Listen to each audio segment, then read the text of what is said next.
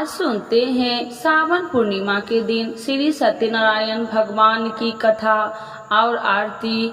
तो एक बार बोलिए प्रेम से विष्णु भगवान की जय, लक्ष्मी माता की जय। यह कथा सुनने से दुख शोक आदि को दूर करने वाला है, धन्य धान्य को बढ़ाने वाला, सौभाग्य तथा संतान को देने वाला है। प्रथम अध्याय। एक समय की बात है, नैशिरण्य तीर्थ में सौनकादि 88,000 ऋषियों ने श्री सूत जी से पूछा, हे प्रभु, इस कलयुग में वेद विद्या रहित मनुष्य को प्रभु भक्ति किस प्रकार मिल सकती है तथा उनका उद्धार कैसे होगा।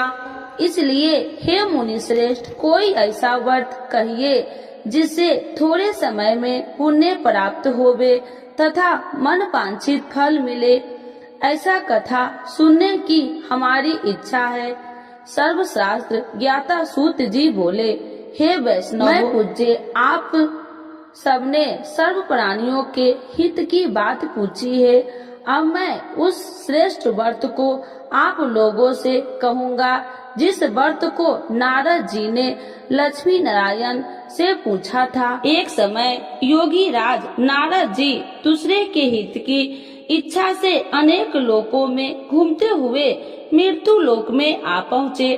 वहाँ बहुत योनियों में जन्मे हुए प्रायः सभी मनुष्यों को अपने कर्मों के द्वारा अनेक दुखों से पीड़ित देखकर सोचा कि किस यत्न के कारण से निश्चय ही इनके दुख का नाश हो सकेगा। नारद ऐसा मन में सोचकर विष्णु लोक को गए। वहाँ श्वेत वर्ण और 4 भुजा वाले देवों के इस नारायण को, जिनके हाथ में शंख चक्र गदा और पद्म थे तथा वरमाला पहने हुए थे, देखकर स्तुति करने लगे। हे भगवान, आप अत्यंत शक्ति से संपन्न है, मन तथा वाणी भी आपको नहीं पा सकती। आपका यदि मध्य और अंत नहीं है, निर्गुण स्वरूप सृष्टि के कारण भूत व भक्तों के दुखों को नष्ट करने वाले हो, आपका मेरा नमस्कार है। नारद जी से इस प्रकार की स्तुति सुनकर विष्णु भगवान बोले, हे मुनि श्रेष्ठ, आपके मन में क्या है? आपका यहाँ किस काम के लिए आगमन हुआ है? निसंकोच कहो। तब नारद मुनि बोले, मृत्यु लोक में सब मनुष्यों को अनेक योनियों में पैदा हुआ है। अपने कर्मों के द्वारा उनके प्रकार के दुखों से दुखित हो रहे हैं। हे नाथ, मुझ पर दया रखते हैं तो बतलाइए कि उन मनुष्यों के सब दुख थोड़े से प्रयत्न से ही कैसे दूर हो सकते हैं। श्री भगवान जी बोले, हे नारद, मनुष्य की भलाई के लिए तुमने बहुत अच्छी बात पूछी है। जिस व्रत के करने से मनुष्य मोह से छूट जाता है, मैं वह कहता हूँ, सुनो। बहुत पुण्य देने वाला है। स्वर्ग तथा मनुष्य लोक दोनों में दुर्लभ एक उत्तम व्रत है। आज मैं प्रेम वश होकर तुमसे कहता हूँ, सत्यनारायण का यह व्रत अच्छी तरह विधान पूर्वक करके मनुष्य तुरंत ही यहाँ सुख भोग कर मरने पर मोक्ष को प्राप्त होता है। श्री भगवान के वचन सुनकर नारद मुनि बोले, उस व्रत का क्या फल है, क्या विधान है, किसने यह व्रत किया है और किस दिन यह व्रत करना चाहिए, विस्तार से बतलाइए। भगवान बोले, दुख शोक आदि को दूर करने वाला, धन्य धान्य को बढ़ाने वाला, सौभाग्य तथा संतान को देने वाला यह व्रत सब स्थान पर विजयी करने वाला है। भक्ति और श्रद्धा के साथ किसी भी दिन मनुष्य श्री सत्यनारायण भगवान के शाम के समय ब्राह्मणों और बांधवों के साथ धर्मपरायण होकर पूजा करे। भक्ति भाव से नवेद, केले का खम्भ, घी, दूध और गेहूं के चूर्ण सवाया लबे, गेहूं के अभाव में साठी के चूर्ण, शक्कर तथा गुड़ ले आए और सब भक्षण योग पदार्थ जमा करके भगवान को अर्पण कर देवे तथा बंधुओं समेत ब्राह्मणों को भोजन करवावे। तत्पश्चात स्वयं भोजन करके नित्य गीत आदि का आचरण कर सत्यनारायण भगवान को स्मरण करते हुए समय व्यतीत करे। इस तरह व्रत करने पर मनुष्य की इच्छा निश्चय ही पूरी होती है। विशेषकर कली काल में भूमि पर यही मोक्ष का सरल उपाय है। इति श्री सत्यनारायण व्रत कथा प्रथम अध्याय संपूर्ण। तो एक बार बोलिए प्रेम से श्री सत्यनारायण भगवान की जय। द्वितीय अध्याय। सूत जी बोले, हे ऋषियों, जिन्होंने पहले समय में इस व्रत को किया है उनका वृत्तांत कहता हूँ, ध्यान से सुनो। सुंदर काशीपुरी नगरी में अति निर्धन ब्राह्मण रहता था। वह भूख और प्यास से बेचैन हुआ नित्य ही पृथ्वी पर घूमता था। ब्राह्मणों से प्रेम करने वाले भगवान ने ब्राह्मण को दुखी देखकर बूढ़े ब्राह्मण का रूप धरकर उसके पास जा आदर के साथ पूछा, हे वृद्ध, नित्य दुखी हुआ पृथ्वी पर क्यों घूमता है? हे श्रेष्ठ ब्राह्मण, यह सब मुझसे कहो, मैं सुनना चाहता हूँ। ब्राह्मण बोला, मैं बहुत निर्धन ब्राह्मण हूँ, भिक्षा के लिए पृथ्वी पर फिरता हूँ। हे भगवान, यदि आप इसका उपाय जानते हैं तो कृपा कर कहो। वृद्ध ब्राह्मण बोला कि सत्यनारायण भगवान मनोवांछित फल देने वाले हैं, इसीलिए हे ब्राह्मण, तू उनका पूजन कर, जिसके करने से मनुष्य सब दुखों से मुक्त होता है। ब्राह्मण को व्रत का सारा विधान बतलाकर बूढ़े ब्राह्मण का रूप धारण करने वाले सत्यनारायण भगवान अंतर ध्यान हो गए। जिस व्रत को वृद्ध ब्राह्मण ने बतलाया, मैं उसको अभ्यास करूंगा। यह निश्चय करने पर उस ब्राह्मण को भी नींद न आई। वह सवेरे के लिए चला। उस दिन उसको भिक्षा में बहुत सा धन मिला, जिससे बंधु बांधवों के साथ उसने सत्यनारायण का व्रत किया। उसके करने से वह ब्राह्मण सब दुखों से छूटकर अनेक प्रकार की संपत्तियों से युक्त हुआ। उस समय से वह ब्राह्मण हर मास व्रत करने लगा। इस तरह सत्यनारायण भगवान के व्रत को जो करेगा सब पापों से छूटकर मोक्ष को प्राप्त होगा। आगे जो पृथ्वी पर सत्यनारायण का व्रत करेगा वह मनुष्य सब दुखों से छूट जाएगा। इस तरह नारद जी ने सत्यनारायण का कहा हुआ यह व्रत तुमने कहा, हे वृद्ध, अब मैं और क्या कहूँ? ऋषि बोले, हे मुनि श्रेष्ठ, संसार में इस ब्राह्मण से सुनकर किस किस ने इस व्रत को किया, हम सब वह सुनना चाहते हैं। इसके लिए हमारे मन में श्रद्धा है। सूत जी बोले, हे मुनियों, जिसने इस व्रत को किया है वह सब सुनो। एक समय वह ब्राह्मण धन और ऐश्वर्य के अनुसार बंधु बांधवों के साथ व्रत करने को तैयारी हुआ। उसी समय एक लकड़ी बेचने वाला बूढ़ा आदमी आया और बाहर लकड़ियों को रखकर ब्राह्मण के मकान में गया। प्यास से दुखी लकड़हारा उनको व्रत करते देखकर ब्राह्मण को नमस्कार करके पूछने लगा कि आप यह क्या कर रहे हैं और इसके करने से क्या फल मिलता है, कृपया करके मुझसे कहो।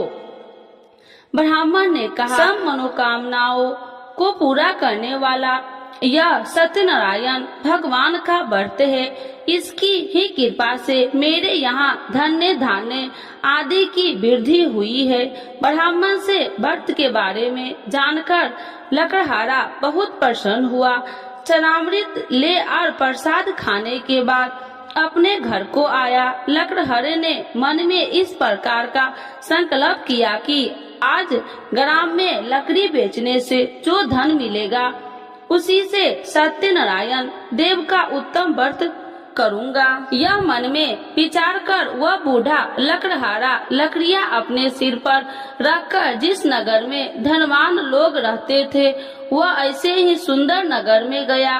उस दिन वहाँ पर बूढ़े को उन लकड़ियों का दाम पहले दिनों से 100 गुना मिला। तब वह बूढ़ा लकड़हारा दाम ले और अति प्रसन्न होकर पक्के केले की फली, शक्कर, घी, दूध, दही और गेहूं का चूर्ण इत्यादि सत्यनारायण भगवान के व्रत को कुल सामग्रियों को लेकर अपने घर गया।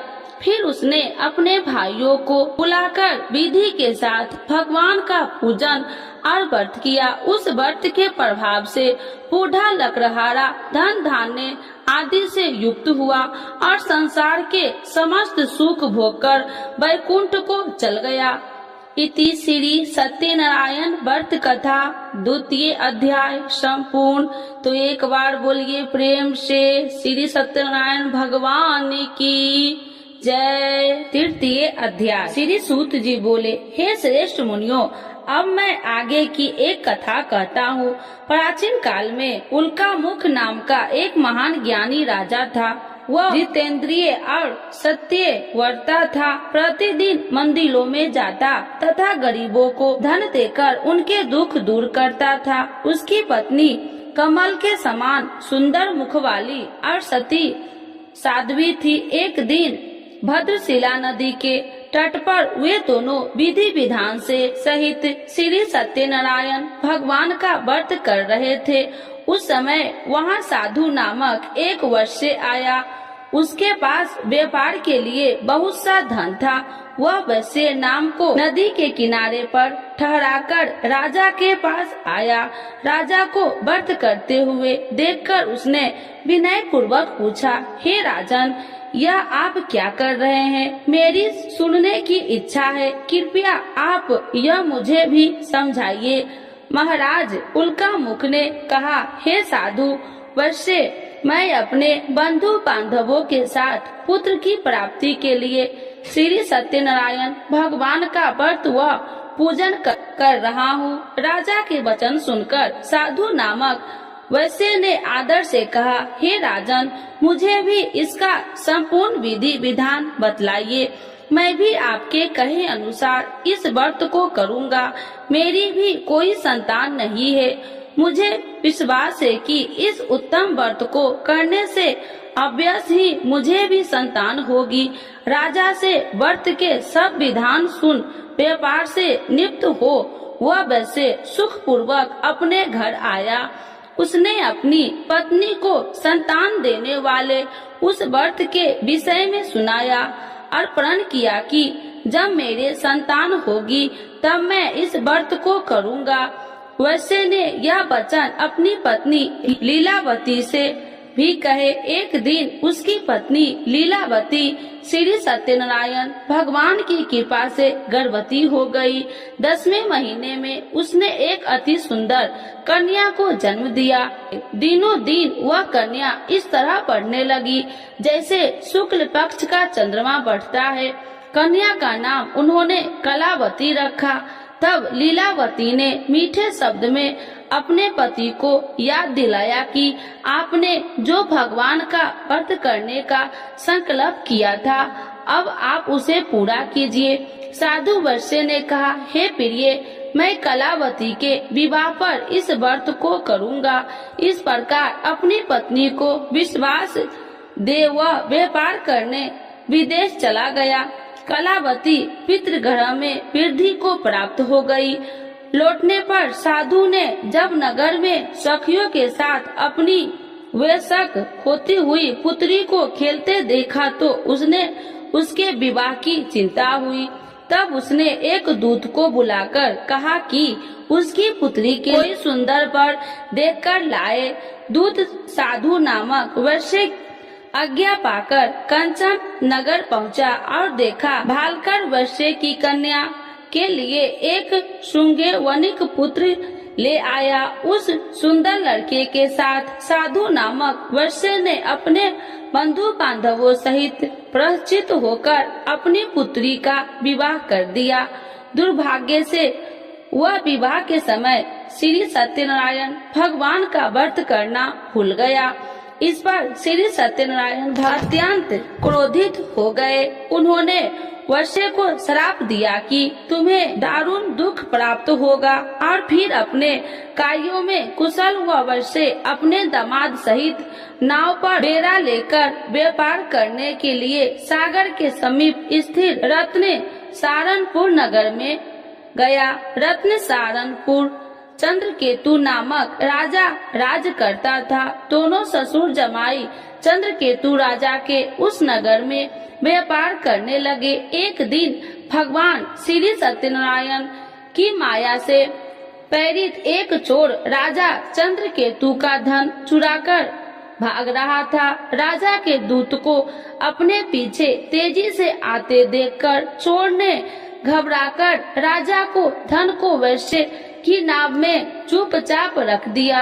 वहाँ से ससुर जमाई ठहरे हुए थे और भाग गया। जब दूत ने उस वैश्य के पास राजा के धन को रखा देखा तो उन्होंने उस ससुर दामाद को ही चोर समझा। वे उन ससुर दामाद को दोनों को बांधकर ले गए और राजा के समीप जाकर बोले, आपका धन चुराने वाला ये दोनों चोर हम पकड़कर लाए हैं, देखकर आज्ञा दे। तब राजा ने बिना उस वैश्य की बात सुने उन्हें कारागार में डालने की आज्ञा दे दी। इस प्रकार राजा की आज्ञा से उनको कारावास में डाला दिया गया तथा उनका सारा धन भी छीन लिया गया। श्री सत्यनारायण भगवान के श्राप के कारण उस वैश्य की पत्नी लीलावती व पुत्री कलावती भी घर पर बहुत दुखी हुई। उनका सारा धन चोर चुरा कर ले गए। मानसिक व शारीरिक पीड़ा तथा भूख प्यास से अति दुखी हो भोजन की आस में कलावती एक ब्राह्मण के घर गई। उसने ब्राह्मण को श्री सत्यनारायण भगवान का व्रत विधि पूर्वक करते देखा। उसने कथा सुनी और श्रद्धा पूर्वक प्रसाद ग्रहण कर रात को घर आई। माता ने कलावती से पूछा, हे पुत्री, तू अब तक कहाँ रही? मैं तेरे लिए बहुत चिंतित थी। माता के शब्द सुन कलावती बोली, हे माता, मैंने एक ब्राह्मण के घर श्री सत्यनारायण भगवान का व्रत होते देखा और मेरी भी उस उत्तम व्रत को करने की इच्छा है। माता ने कन्या के वचन सुनकर श्री सत्यनारायण भगवान के पूजन की तैयारी की।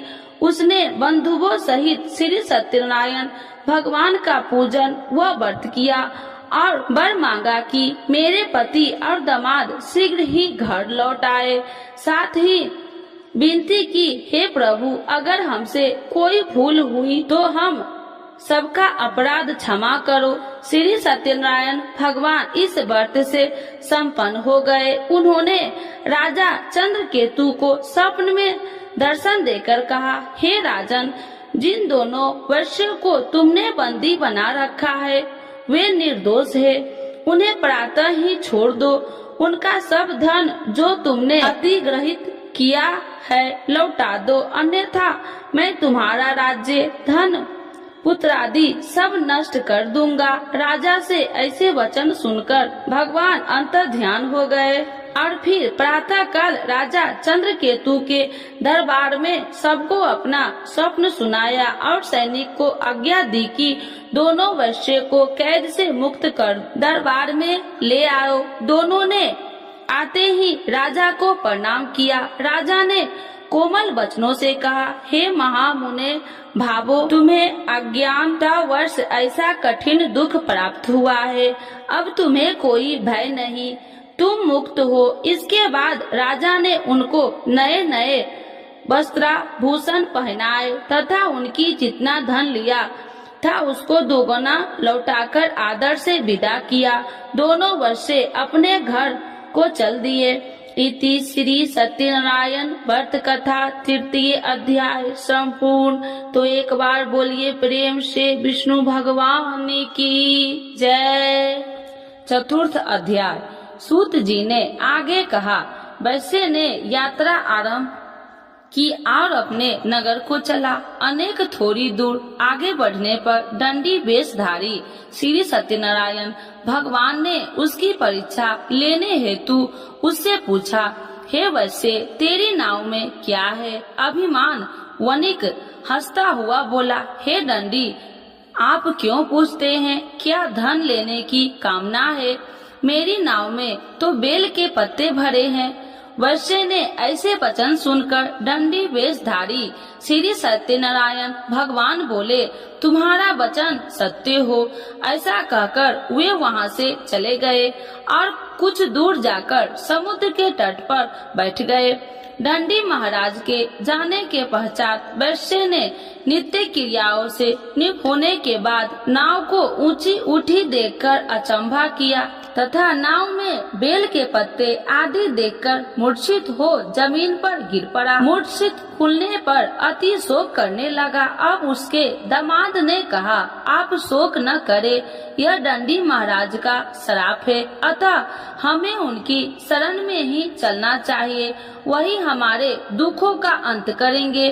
दामाद के वचन सुनकर वह वैश्य दंडी भगवान के पास पहुंचा और अत्यंत भक्ति भाव से पश्चाताप करते हुए बोला, मैंने तो आपसे अत्यंत वचन कहे थे, उनके लिए मुझे क्षमा करे। ऐसा कहकर वह शोकातुर हो रोने लगा। तब दंडी भगवान बोले, हे वनिक पुत्र, मेरी आज्ञा से ही बार बार तुझे दुख कष्ट प्राप्त हुआ है, तू मेरी पूजा से विमुख हुआ है। तब उस वैश्य ने कहा, हे भगवान, आपकी माया को ब्रह्मा आदि देवता भी नहीं जान पाते, तब मैं मूर्ख भला कैसे जान सकता हूँ। आप प्रसन्न होइए, मैं अपनी क्षमता अनुसार आपकी पूजा करूँगा। मेरी रक्षा कीजिए और मेरी नौका को पहले के समान धन से परिपूर्ण कर दीजिए। उसके भक्ति से परिपूर्ण वचन सुनकर श्री सत्यनारायण भगवान प्रसन्न हो गए और उसकी इच्छा अनुसार वर देकर अंतर ध्यान हो गए। तब ससुर व दामाद दोनों ने नाव पर आकर देखा कि नाव धन से परिपूर्ण है। फिर वह विधि विधान से भगवान सत्यनारायण का पूजन कर साथियों सहित अपने नगर को चला। तब वह अपने नगर के निकट पहुंचा। तब उसने एक दूत को अपने घर भेजा। दूत ने साधु नामक वैश्य के घर जाकर उसकी पत्नी को नमस्कार किया और कहा, आपके पति अपने जमाता सहित इस नगर में समीप आ गए हैं। लीलावती और उसकी कन्या कलावती इस समय भगवान का पूजन कर रही थी। दूत का वचन सुनकर साधु की पत्नी ने बड़े हर्ष के साथ सत्यनारायण भगवान का पूजन पूर्ण किया और अपनी पुत्री से कहा, मैं अपने पति के दर्शन को जाती हूँ, तू पूजन पूर्ण कर शीघ्र आ जाना। परंतु कलावती पूजन एवं प्रसाद छोड़कर अपने पति के दर्शन के लिए चली गई। पूजन एवं प्रसाद की अवज्ञा के कारण भगवान सत्यनारायण ने रुष्ट हो उसके पति को नाव सहित पानी में डुबो दिया।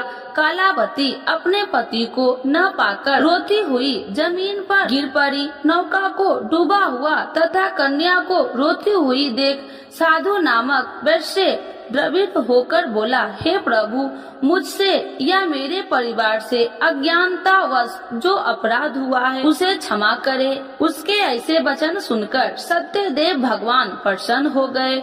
आकाशवाणी हुई, हे वैश्य, तेरी पुत्री तेरा प्रसाद छोड़कर आई है, इसीलिए इसका पति अदृश्य हुआ है।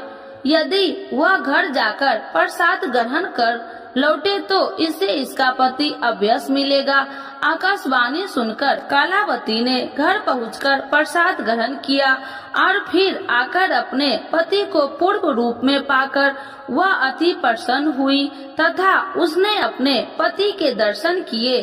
तत्पश्चात साधु वैश्य ने वही बंधु बांधवों सहित सत्य देव का विधि पूर्वक पूजन किया। वह इस लोक के सभी प्रकार के सुख भोग कर अंत में मोक्ष को प्राप्त हुआ।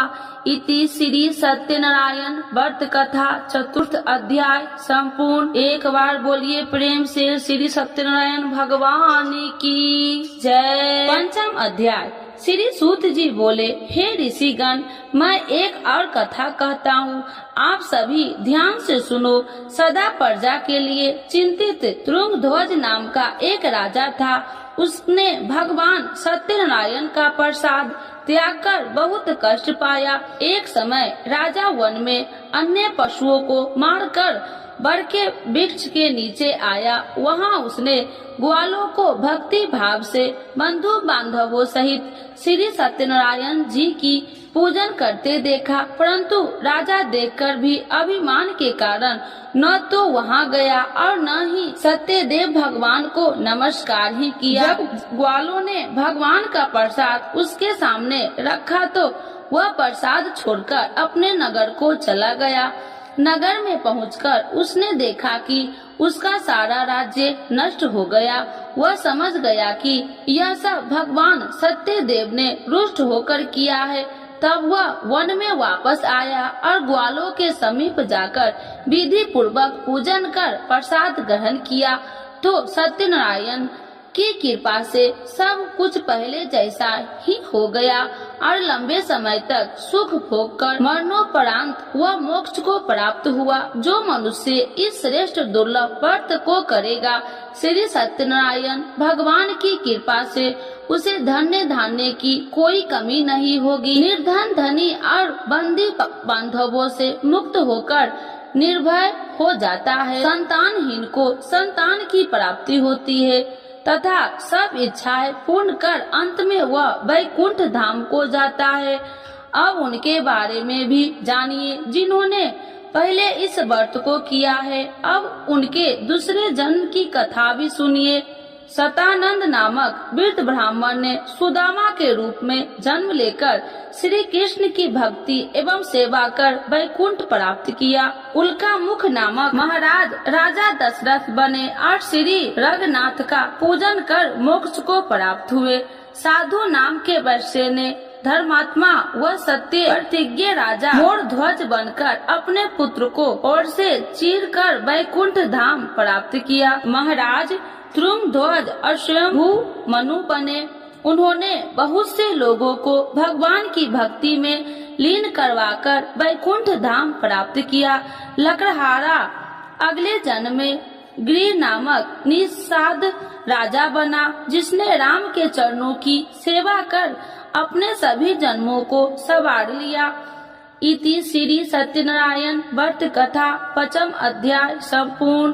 तो एक बार बोलिए प्रेम से भगवान श्री सत्यनारायण की जय। आरती श्री सत्यनारायण जी की जय। लक्ष्मी रमीना श्री जय लक्ष्मी रमीना सत्यनारायण स्वामी जनिपात की हरिना।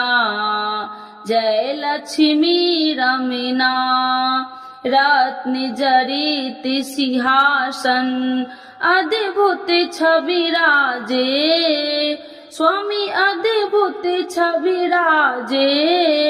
नारद करत निरंजन घंटा ध्वनि बाजे। ओम जय लक्ष्मी रमीना प्रगट भरे कलिकारणी दिज को दरस दियो स्वामी दिज को दरस दियो। बूढ़ो ब्राह्मण बन कर कंचन महल कियो।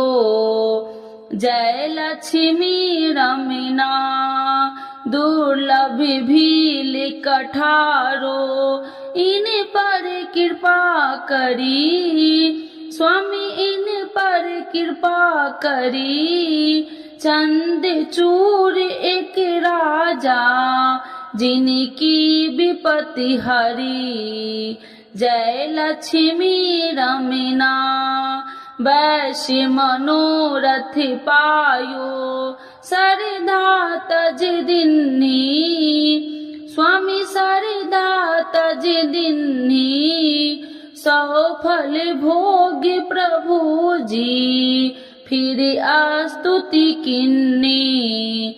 ओम जय लक्ष्मी रमीना भाव भक्ति के कारण छिन छिन रूप धरियो स्वामी छिन छिन रूप धरियो। सरधा धारण किन्ही सरिधा धारण किन्ही तिनको काज सयो। ओम जय लक्ष्मी रमीना ग्वाल बाल संग राजा बन में भक्ति करी। स्वामी बन में भक्ति करी मन वांछित फल दिन्हो दीन दयाल हरि। जय लक्ष्मी रमीना चढ़त प्रसाद सबाय कदली फल में बा। स्वामी कदली फल में बा धूप दीप तुलसी से राजी सत्य देवा। ओम जय लक्ष्मी रमीना। श्री सत्यनारायण जी की आरती जो कोई नर गावे। स्वामी जो कोई नर गावे कहत शिवानंद स्वामी मन वांछित फल पावे। जय लक्ष्मी रमीना स्वामी जय लक्ष्मी रमीना। श्री सत्यनारायण भगवान की जय, विष्णु भगवान की जय, सर्व देवी देवताओं की जय।